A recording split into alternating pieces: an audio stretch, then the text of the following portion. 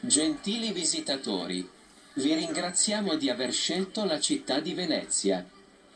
Vi ricordiamo che qualora le attrazioni non siano state di vostro completo gradimento, è possibile chiedere il rimborso del biglietto d'entrata presso i nostri uffici.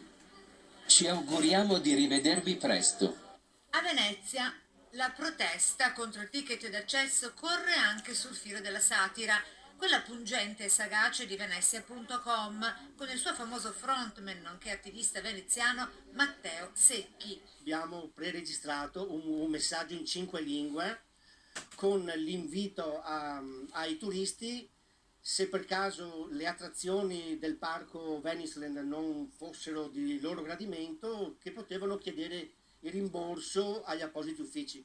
Già in tempi non sospetti, correva l'anno 2010, con una manifestazione in compagnia di amici attivisti per suo, aveva ribattezzato la sua città letteralmente invasa da turisti anche più che irrispettosi come Veniceland, parco divertimenti dove tutto è lecito. In quell'occasione aveva anticipato anche il ticket d'accesso con tanto di biglietteria dove venivano distribuiti biglietti gratuiti per entrare a Venezia con una mappa con le sue attrazioni, una Venezia appunto disneylizzata.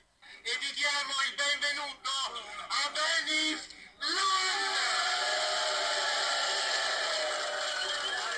La protesta, quella del 25 aprile, giorno d'ingresso del vero ticket, voleva spingersi ancora oltre, ma cautela e buonsenso l'hanno in un certo qual modo in parte censurata, spiega sempre Secchi. In realtà noi volevamo dare un altro messaggio, cioè volevamo invitare la gente ad accomodarsi ai cancelli perché il parco chiude, però i nostri avvocati ci hanno bloccato perché ci hanno detto che potevamo incorrere in una denuncia per procurato allarme e avevano ragione.